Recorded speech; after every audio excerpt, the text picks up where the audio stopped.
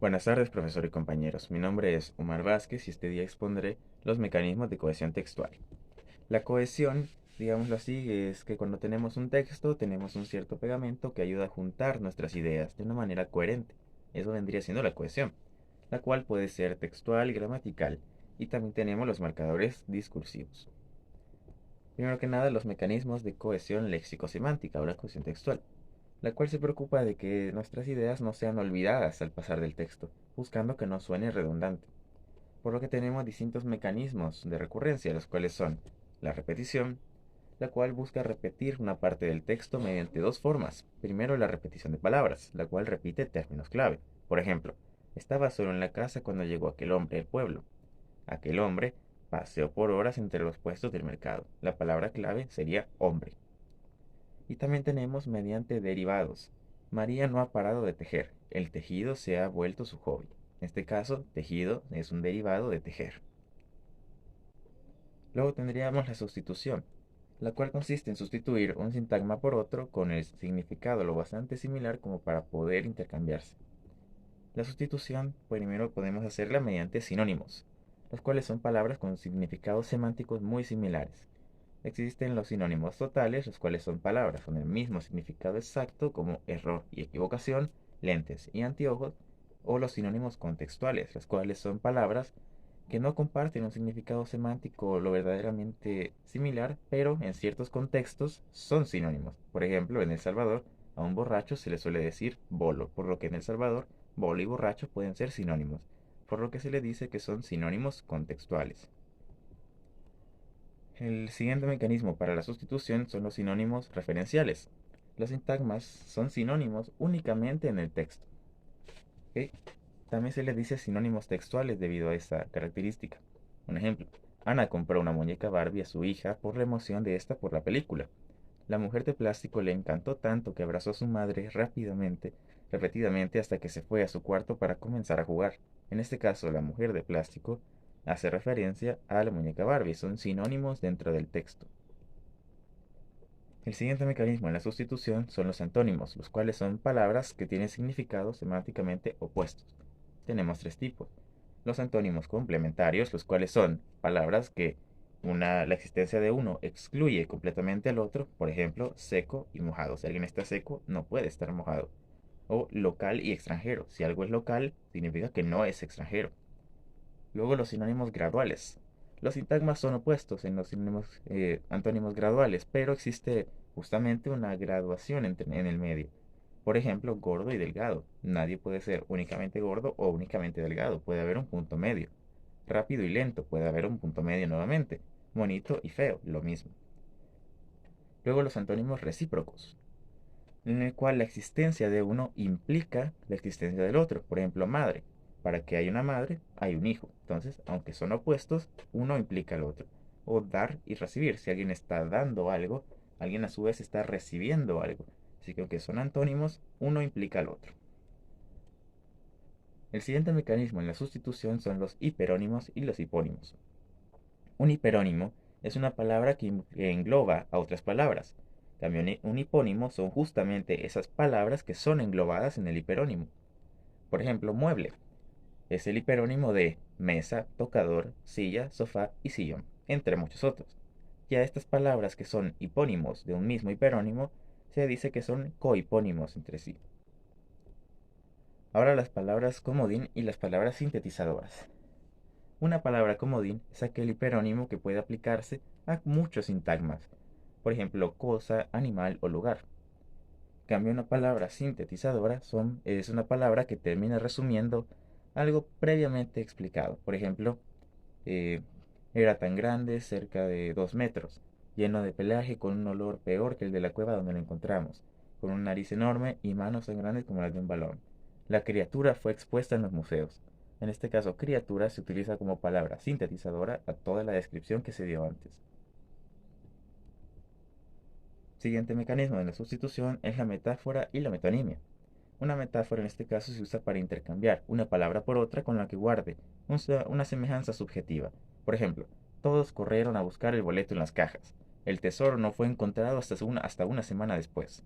Tesoro se usó para asemejar al boleto, que en ese contexto era tan buscado que parecía un tesoro, por lo que se establece esa semejanza subjetiva. Luego la metonimia es cambiar una palabra por otra con la que guarde una relación también lógica. Por ejemplo, y fueron desplegados los samuráis en el campo de batalla. Las espadas del rey lucharon ferozmente. Es un ejemplo en el cual las espadas referencian a los samuráis. En este caso se está usando una metonimia para decir que las espadas justamente son los samuráis, porque los samuráis portan espadas, por lo que se les puede llegar a decir las espadas.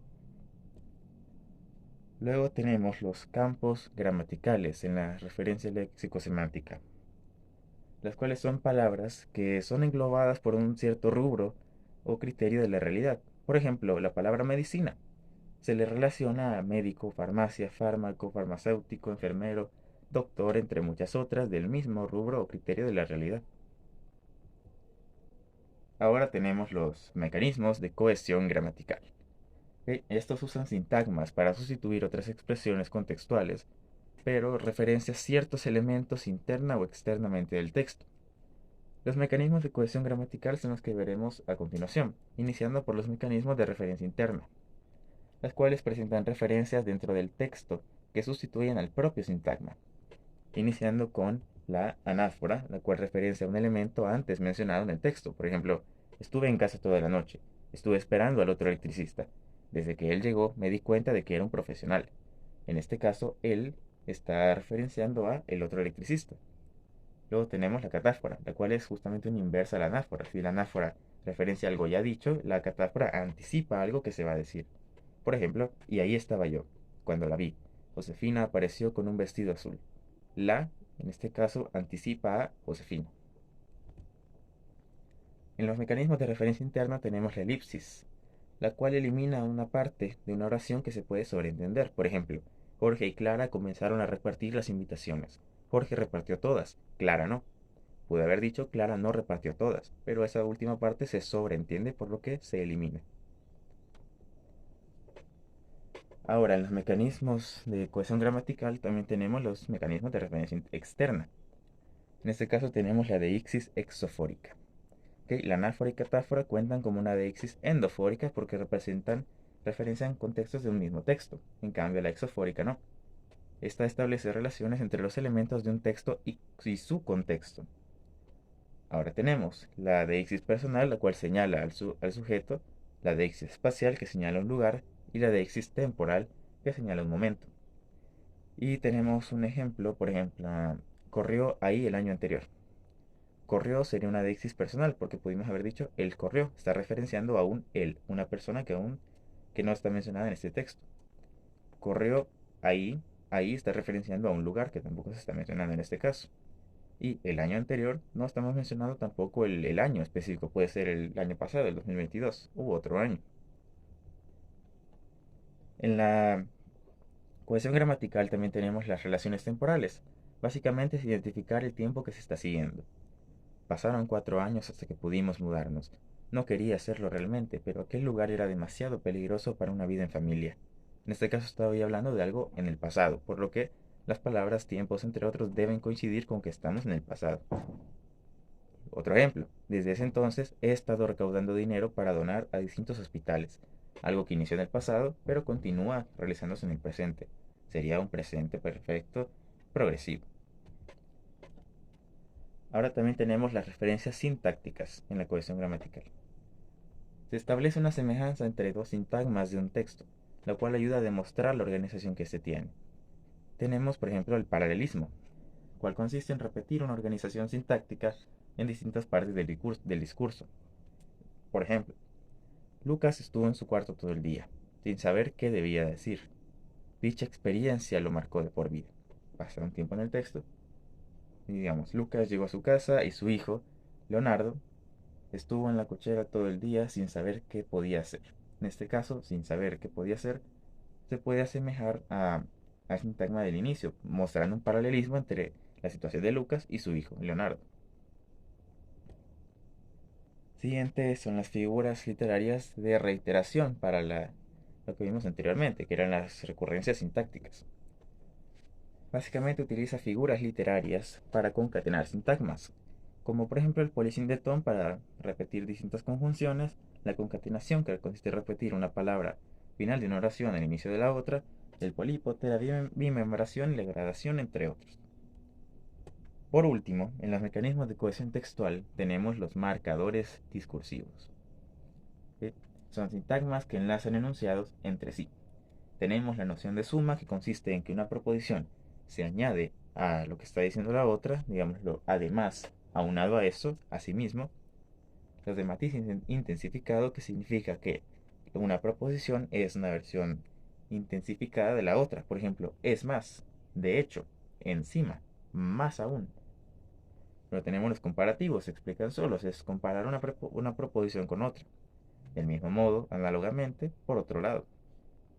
Los de explicación básicamente consisten en una proposición explica la otra. De ese modo, esto es decir, los causativos consisten en que una proposición explica a la otra, pero lo hace en una relación de causalidad.